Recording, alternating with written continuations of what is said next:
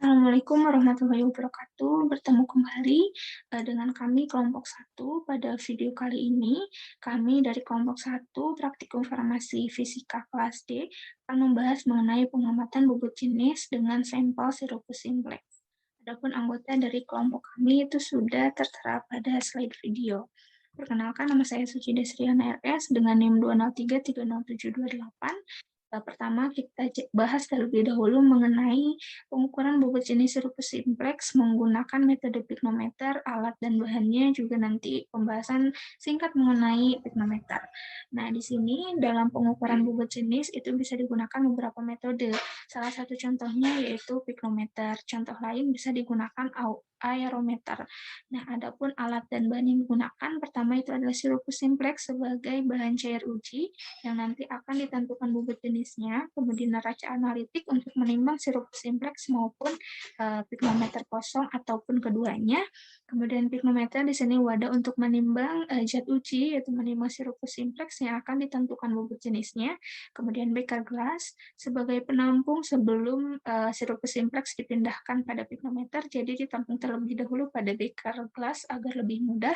Kemudian termometer, seperti yang kita ketahui, termometer untuk mengukur suhu, terutama di sini untuk mengukur suhu cairan. Kemudian pipet, di sini untuk memindahkan Sirupus simplex atau mengambil Sirupus simplex. Selanjutnya, karena digunakan metode piknometer, kita bahas singkat terlebih dahulu mengenai piknometer. Jadi di sini ada piknometer tanpa termometer dan piknometer dengan termometer. Nah, tadi dijelaskan bahwa ada alat termometer untuk mengukur suhu cairan. Nah, mengapa dibutuhkan termometer? Karena suhu dapat mempengaruhi bobot jenis, sehingga di sini dibutuhkan termometer. Nah, mengapa mempengaruhi? Karena apabila suhunya tinggi, itu dikhawatirkan akan menyebabkan masanya berkurang. Mengapa? Karena ikatan antar partikel pada cairan atau larutan tersebut akan renggang, sehingga masanya akan berkurang, dan nanti ada hubungan antara massa dan juga bobot jenis, sehingga nanti ditakutkan bobot jenisnya juga akan berubah atau bias. Kemudian pada saat suhunya rendah ditakutkan masanya akan bertambah. Mengapa bertambah? Karena dikhawatirkan ikatan antar partikel pada cairan atau larutan tersebut akan semakin kuat, sehingga masanya meningkat.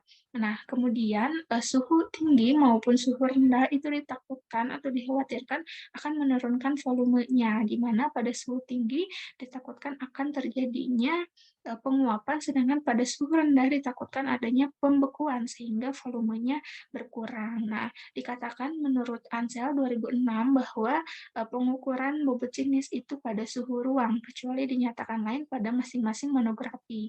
Nah, sehingga di sini suhu sangat mempengaruhi pada bobot jenis, sehingga apabila digunakan piknometer tanpa termometer harus ada termometer untuk mengukur suhu cairan, dan juga termometer untuk mengukur suhu lingkungan, atau misalkan menggunakan termometer yang sudah ada pada piknometer atau piknometer dengan termometer.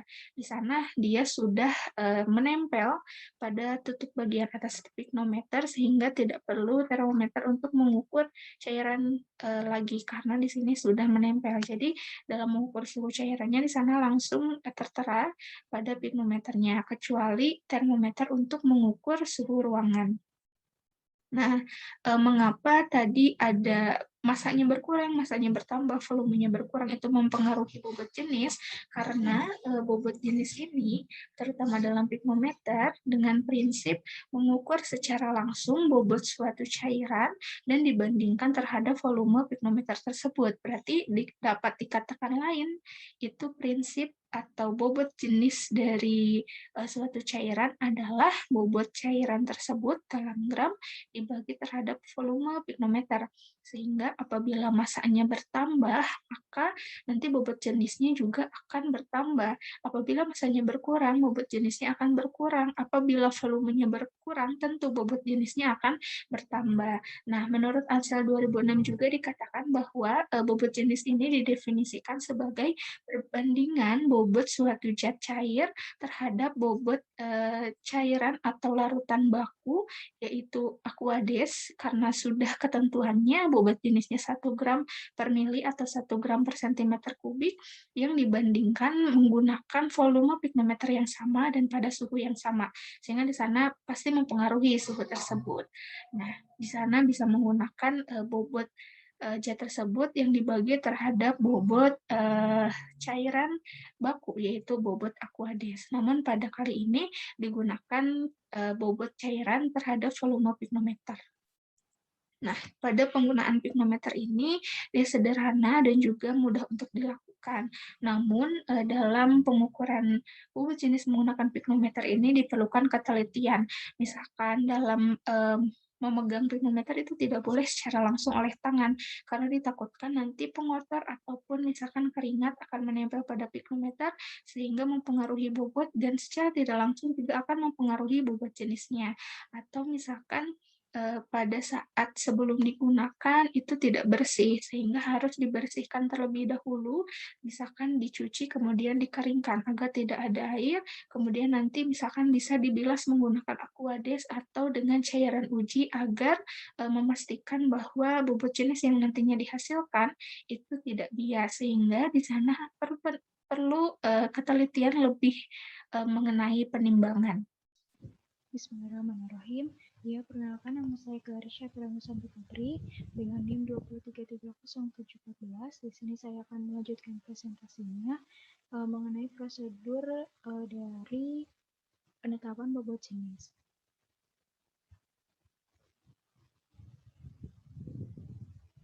Pignometer sebelum digunakan dibersihkan dan dikeringkan terlebih dahulu hingga tidak ada sedikit pun titik air di dalamnya.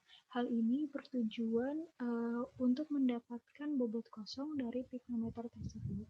Selanjutnya, pignometer ditimbang dengan menggunakan neraca analitik. Perlu diketahui bahwa pignometer ini tidak boleh disentuh dengan tangan, namun harus melalui perantara, di mana perantara ini dapat digunakan tisu.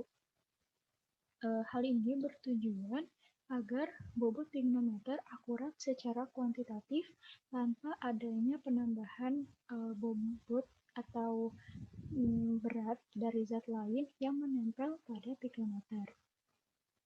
Setelah ditimbang pignometer tersebut, dicatat hasil timbangannya sebagai bobot pignometer kosong.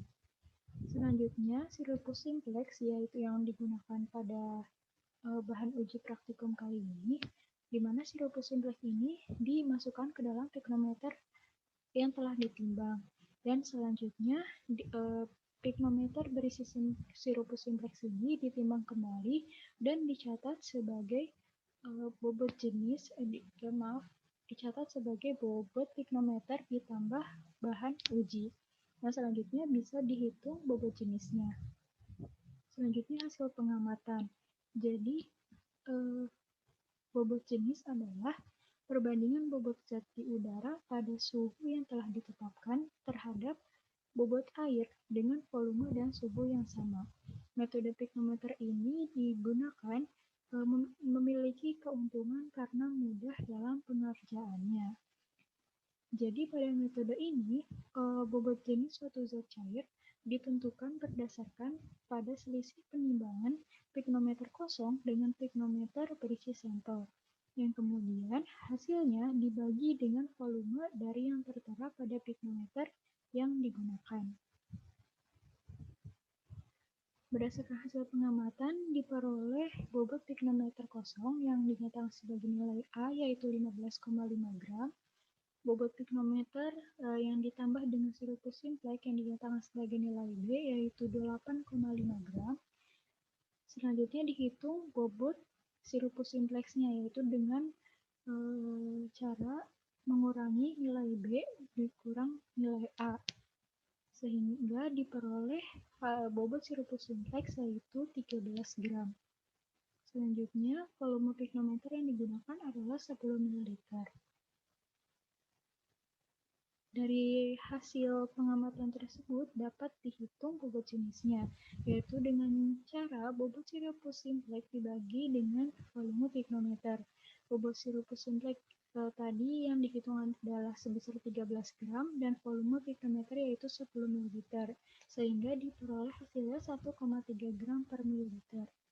Hasil ini berbeda dengan literatur yang terdapat pada HP atau Handbook of Pharmaceutical Excipients ya, edisi 6, di mana di buku tersebut ditunjukkan bahwa bobot jenis dari sirupus simplex yaitu sebesar 1,43 gram per mililiter. Namun meskipun berbeda nilai keduanya,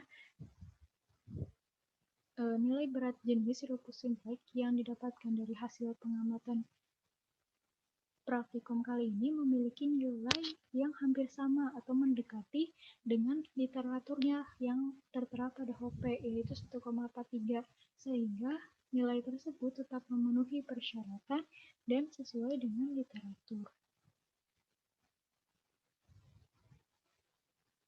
Ya, sekian presentasi dari kami, yaitu kelompok 1, kurang lebih mohon maaf. Wassalamualaikum warahmatullahi wabarakatuh.